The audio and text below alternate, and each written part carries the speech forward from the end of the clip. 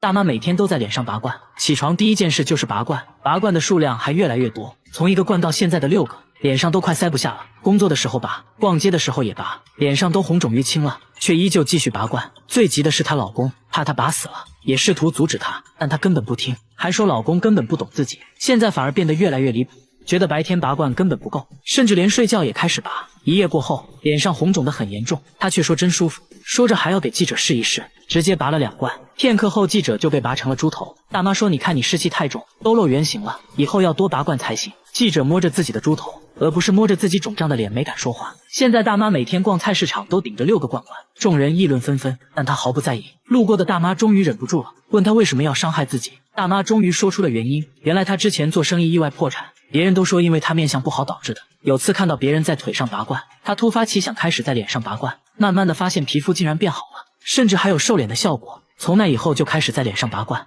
拔罐对皮肤真的有好处吗？大家带她来医院，一番检查后，医生表示她皮肤弹性很差，拔罐不能说对皮肤非常有好处，只能说完全没有，甚至还有反效果。不过大妈却坚持认为自己的皮肤比过去好多了，完全不把医生当回事，还当着医生的面拔上了火罐。医生看得很迷惑，最后表示随她去拔，但不建议她每天超过30分钟，否则会给皮肤造成很大负担。大妈感觉医生说的应该有点道理，最后表示自己会尽量降低拔罐时长，大家千万不要模仿哦。大叔养了一屋蚊子，竟然是为了给孩子吃，用网兜在墙上这么一搂，就抓了满满一袋，但这仅仅是孩子们的开胃菜，还说孩子最爱吃的其实是苍蝇。接着他来到一个塑料桶前，说这一桶就是孩子的主食，掀开盖子，那味道比鲱鱼罐头还要臭，绿头苍蝇漫天飞舞。大叔说这是10天前买的鸡肠子，在室外整整发酵了10天，就生成了这些苍蝇。那到底是什么样的孩子会喜欢吃这些东西呢？大家好奇地跟着大叔来到一座大棚，大叔把抓到的蚊子全放了出来，瞬间就跳出来了上百只树蛙。原来他口中的孩子就是这些树蛙，小小的一只非常可爱，抓蚊子也是一把好手，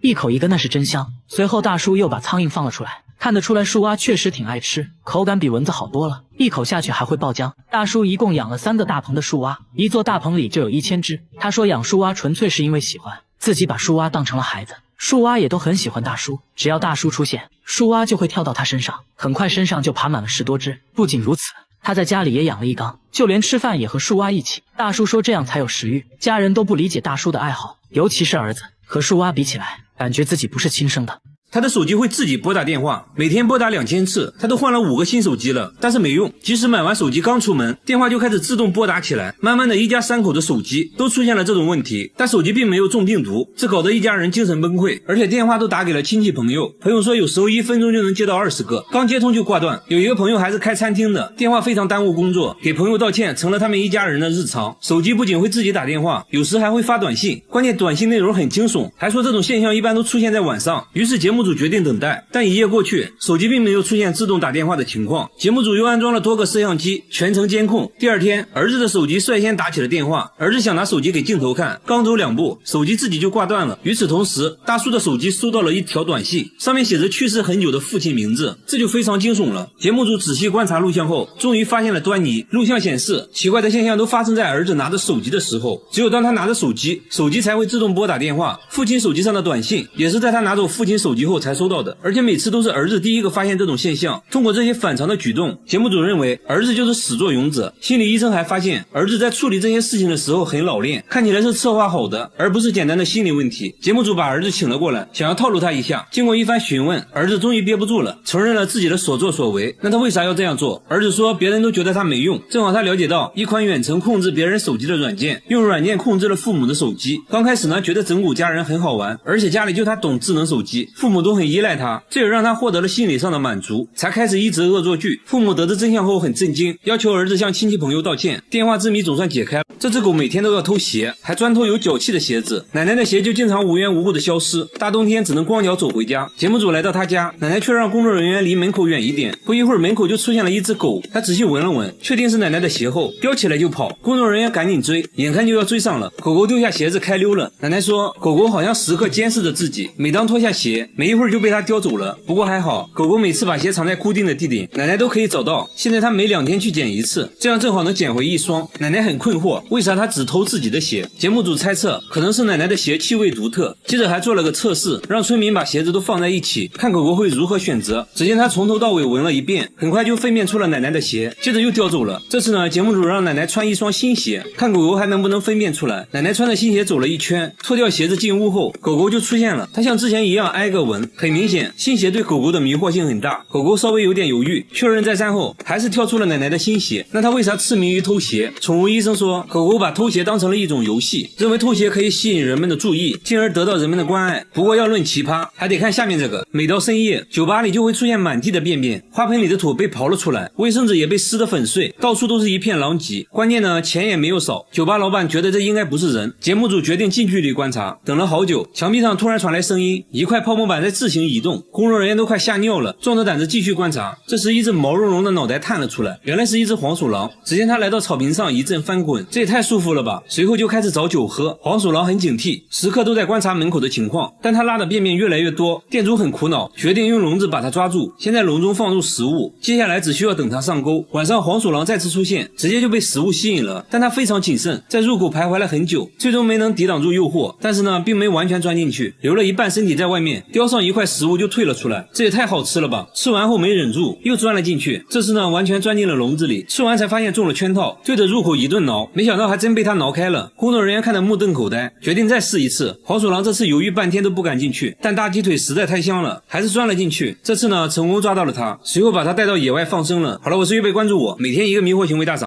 每当他一觉醒来，脸上就会出现伤口，手臂上也有抓伤。他确定不是自己抓的，自己的指甲很短，根本抓不出来这种效果。他现在怕得很，给卧室装上了监控，结果却让他更加迷惑。只见每到深夜，他家的猫就像疯了一样撕咬他，还会把屁股在他脸上蹭来蹭去。睡梦中，他下意识地把猫推开，接着猫咪的行为更加诡异，在地上不停地抽搐。主人一脸疑惑，为什么白天乖巧的猫咪晚上会对自己做这种事情？而且每次主人出门后，它的行为也很古怪，变得焦躁不安，愤怒地撕咬被子。这只猫到底怎么了？专家查看录像后猜测，猫咪应该是梦游了，它可能做了噩梦，把主人当成了假想敌。经常出现这种情况的话，说明和它小时候痛苦的经历有关。主人这才恍然大悟，说猫就是他捡来的。发现它的时候，看着马上就要死了，医生建议可以先给它吃药试试，还要给它更多的陪伴，让它知道自己并不孤单。晚上，主人还用上了安神香薰，甚至打开了专门给猫听的音乐。它听了一会儿就开始犯困，那它晚上还会咬主人吗？只见半夜小白又醒了，径直来到主人旁边。这次小白没有下嘴，趴在主人旁边再次睡了起来，一直到天亮，小白都没再出现奇怪的行为，看起来小白已经康复了。然而下面这只猫的情况比小白更严重，在客厅看电视要全副武装，甚至要戴头盔，进入卧室也要戴帽子和手套，还要拿着工具防身。只因他家有一只猫，猫咪毫无征兆地向主人发起攻击，接着又躲到了沙发下面，没一会儿再次发起攻击，时时咬住主人的腿。主人查看伤情，大腿被抓了好几道血印。主人说猫咪一直都很温顺，3个月前突然性情大变，疯狂地攻击他们，严重的时候脸上头上都被咬过，没办法只能把它关在卧室里。但是现在有个问题，必须要进入卧室才能给它铲屎，每次进入都要全副武装。刚打开门，猫咪就虎视眈眈地看着，随时准备对主人发起攻击。它为啥突然变成这样？宠物医生看了录像也很震惊，和主人沟通下来才知道，小白是生完孩子后才开始这样的。当时怀了7胎，主人决定给它做剖腹产，手术中有一只小猫不幸夭折，没过几天又死掉了3只。从那时起，小白变得异常敏感，甚至开始攻击自己的孩子。为了小猫的安全，主人把小猫都送人了。医生认为小白在失去孩子后患上了产后抑郁症，并且错误地以为这都是主人导致的，对主人产生了怨恨，才会出现这种反常举动。最好的解决方法是给他提供一个舒适的生活环境，让他感到放松。于是主人给他布置了一个新家，还放了很多他喜欢的玩具，同时给他药物治疗，播放猫咪喜欢听的音乐。小白开始也慢慢地接受了主人。然而接下来这只猫咪的行为更加迷惑，这只猫每天往主人脸上撒尿，看到主人熟睡后，接着蹲在主人旁边直接往脸上吃，关键猫咪有时候还上火，那味道简直了。主人很崩溃，为啥这只猫会有2副面孔？白天明明很温顺，为啥到了晚上就往自己脸上撒尿？还说这样撒尿已经1年了。主人尝试过很多方法，也打过它好多次，都无济于事。没办法，主人决定戴头盔睡觉，因为实在不舒服。刚睡了一会儿就把头盔摘掉了。没一会儿，小白凑了上来，确认主人已经睡着后，深情地看着主人的脸，接着情不自禁的就往脸上撒尿。主人再再次惊醒，对小白一阵数落。医生也被逗笑了，第一次见这种迷惑行为。医生表示，这可能是小白的一种沟通表达方式，一直撒尿是因为主人一直没能理解自己的需求。那小白到底想给主人说什么？医生观察后说，因为主人家里宠物众多，小白的生活空间被压缩得很小，而且小白还患有社交恐惧症，所以经常会独自一人蜷缩在角落。医生建议给小白单独做个新家，让他有个相对自由放松的生活环境。可以看到，小白对新家非常满意，就好像在说，主人你终于懂我了。好了，我是月贝，关注我，每天一个迷惑行为大赏。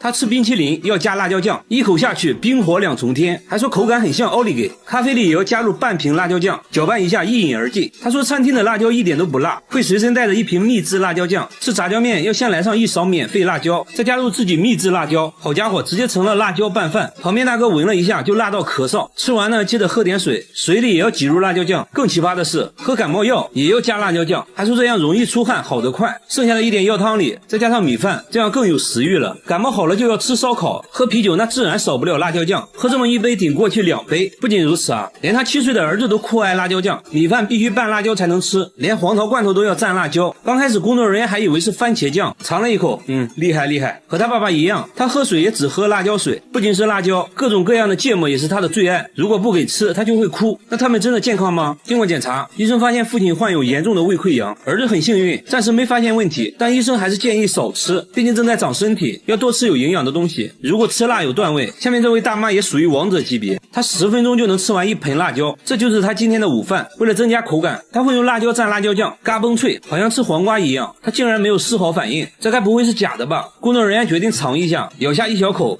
差点被送走。大妈淡定地看着一切，不一会儿就干完了一盆。为了测试她能吃多辣，节目组准备了世界各地的辣椒，大妈看着两眼放光，这么多辣椒看着就好吃。首先出场的是来自墨西哥的胡椒，大妈说还不错啦，很甜。接着是烟熏辣椒，吃着像柿饼。第3个是来自泰国的辣椒，吃起来脆脆的像薯片。一旁的工作人员都看乐了，再次尝试，还是辣到不行。大妈感觉很莫名其妙，根本就不辣嘛。虽然大妈很能吃辣，但也有她吃不了的东西，她不能吃洋葱和大蒜，一吃就会满脸通红，甚至会吐血。为啥会出现这种奇葩现象？医生提取了辣椒素，对大妈进行感官测试，把沾满辣椒素的棉签插入鼻孔，大妈一点反应没有。医生认为大妈对辣椒素不敏感，而大蒜之所以辣，是因为含有大蒜素，大妈对大蒜素非常敏感，所以才会觉得辣。即使这样，我觉得大妈也属于吃辣的王者级别了。然而下面这位小姐姐表示不服，冰淇淋加辣椒酱，这是她的神仙搭配，她一天就要吃3瓶辣椒酱，橱柜里也摆满了各种辣椒酱，每顿饭都要加上新鲜的辣椒段，还说辣椒能帮自己释放压力。现在她要挑战当地最辣的炸酱面，还要求厨师多放1斤辣椒面。即使这样，她还是不满足，在面上又加了辣椒段，吃得一脸惬意，周围人都觉得不可思议。节目组给她准备了3种当地最辣的食物，第一个是辣炒年糕，刚吃一口她就笑了，没什么感觉嘛。第二个是辣酱咖喱，这个有一点点感觉，很快就干完了一盘。第3个是魔鬼辣鸡腿，仔细品尝下还是一点反应没有。她说从来没有吃到过让自己感觉辣的东西。听到这话，节目组放出了大招，端上来一盒死神辣条，是用世界上最辣的龙息辣椒制作的，辣度是普通辣椒的220倍。据说这玩意儿只能中午吃，很多人吃完都坐上了依维柯大金杯。小姐姐也重视了起来，扎上头发，准备好牛奶，挑战开始。她一口吞下去，仔细嚼了嚼，还不错。刚开始有点甜，后面有一点点辣。即使这样，她依旧一滴汗都没出。不过这样吃辣，屁股受得了吗？经过检查，医生说她患有轻微的食道炎和痔疮，必须要改变饮食习惯了。好了，我是月贝，关注我，每天一个迷惑行为大赏。他把风油精涂在眼睛上，一天就要用掉1瓶，边涂还边笑，说涂完神清气爽。大叔随身都带着2瓶，家里到处都是风油精，看电视的时候涂，开车的时候涂，半夜也要涂1次。最急的人是他老婆，怕他涂死了，而他自己却说自己根本离不开风油精。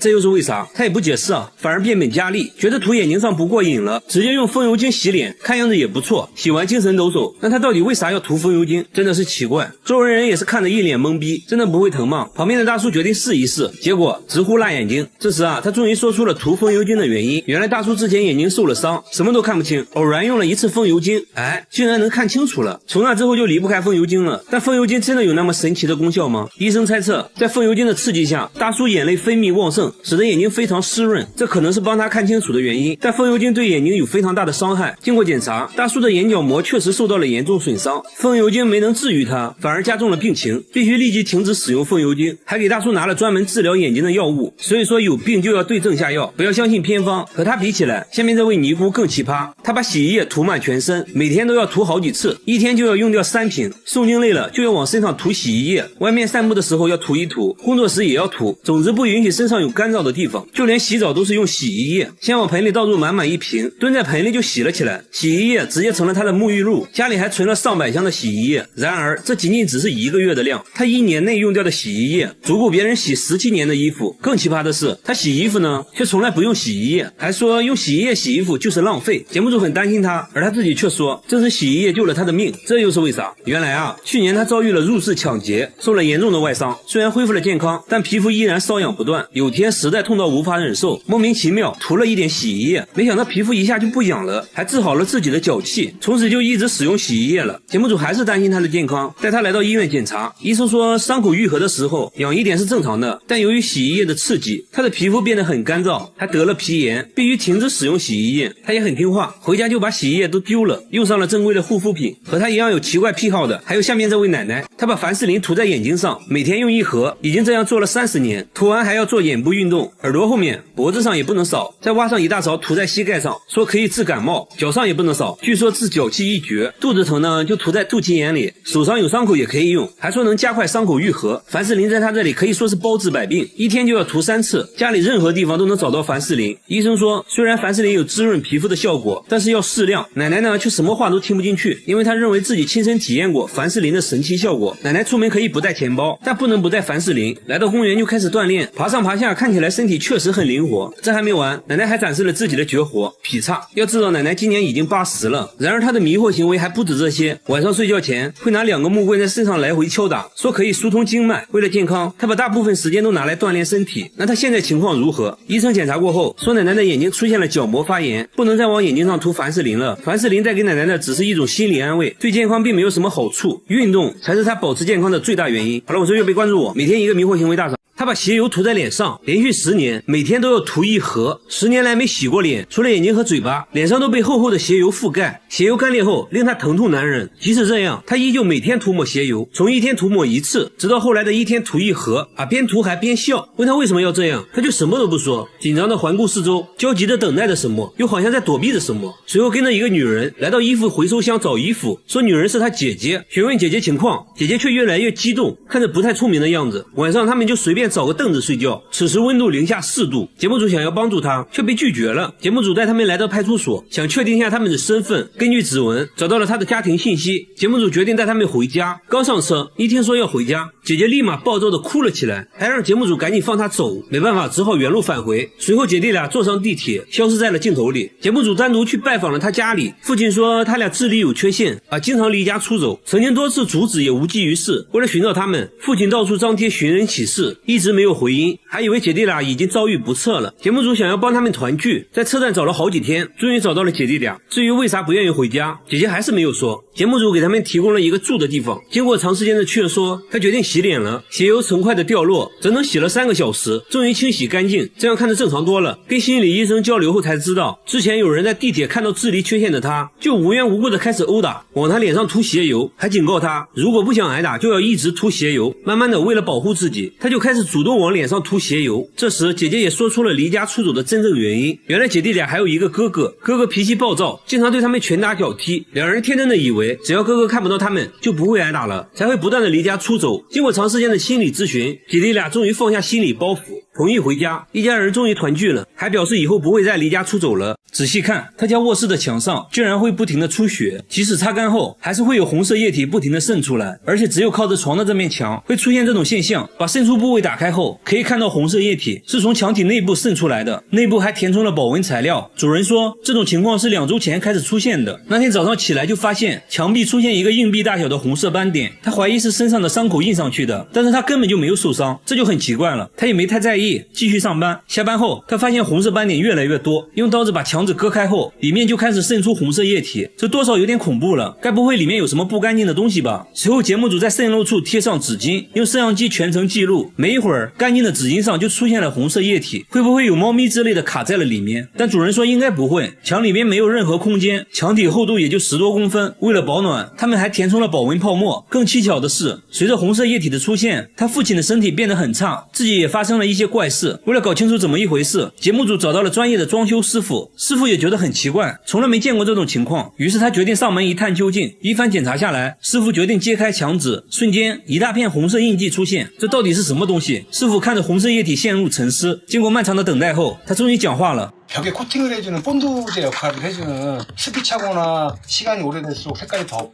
빨개져요. 至于墙壁里为什么会出现水分，是因为3个月前外墙被拆除了一层，无法阻挡冷空气，导致墙壁凝结了很多水珠。至此真相大白，一切都是虚惊一场。但是下面这家人的墙壁就多少有点诡异了。每到半夜12点，整个公寓的墙就会传来一种凄惨的哭声，但是墙壁看起来就是个正经墙壁。主人说，有声音的时候墙壁都会震动，并且整个房间都有回声。你可以想象一下，半夜12点，全方位立体环绕的哭泣声有多瘆人。主人说，声音是从3个月前开始的，每天晚上都会持续90分钟。随后播放了自己录到的声音。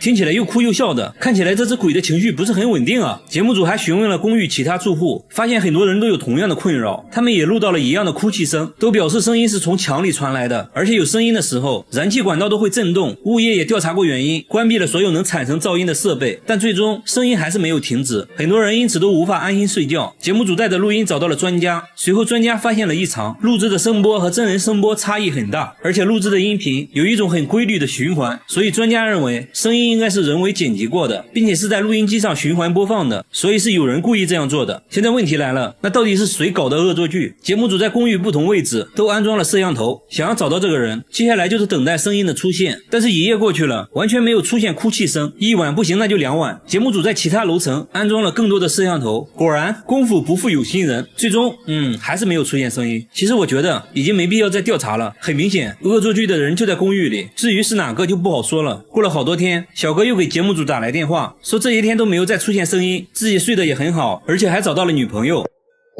好的。同样遭遇灵异事件的还有下面这位大叔，他每次开车来到这个路口，后备箱就会不受控制的自动打开，就好像有什么东西要上车一样。这不，大哥拉着节目组刚来到这里，后面突然就传来声音，后备箱又自动打开了，即便手动关闭，他还是会当着大家的面自动打开，完全不给面子。但是除了这个路口以外，车子都是正常的，后备箱也不会自动打开，而且其他经过这个路口的车也没有发生这种情况，只有大哥的车会这样。即使在白天，只要经过这里，后备箱就会无缘无故的打开。大哥怀疑这个路口之前出过事故，有一些脏东西看上了自己的车，大哥越说越害怕，于是和节目组约定白天再研究。第二天，工作人员直接钻进了后备箱，拿着摄像机想要记录一下后备箱是如何自动打开的。一切准备就位，大哥开着车就来到这个路口，录像显示后备箱在没有任何外力的作用下又自动打开了，摄像小哥也没有发现任何异常，那现在只能使用排除法了。开车来到路边的汽修店，师傅仔细检查了后备箱的机械锁，也没有发现任何问题，那会不会是这个车型的设计缺陷呢？节目组又找来了同款车型，开车来到这个路口，一切正常，后备箱没有任何反应。没办法，最后节目组找到了 4S 店，师傅对车辆检查后发现车辆之前安装了后备箱遥控锁，问题可能就出在遥控锁上。师傅说，如果路口附近的设备频率和你遥控钥匙频率一样的话，等你开车经过就会出现后备箱被打开的情况。现在要做的就是找到附近具有相同频率的设备，随后发现相同频率的信号就是从路口的商店传出来的，而这个设备正是商店的感应门铃。节目组拿着设备想要测试一下，结果却并不能打开后备箱，原来只有相同的频率也不行，还需要频率的密码和车辆遥控器密码一样才可以。也就是说，这个路口肯定存在一个频率和密码都和车辆遥控器一样的设备，所以每次经过这里，后备箱就会自动被打开。至此真相大白，大哥决定更换遥控器密码，以后就可以安心的经过路口了。好了，我是月贝，关注我，每天一个迷惑行为大赏。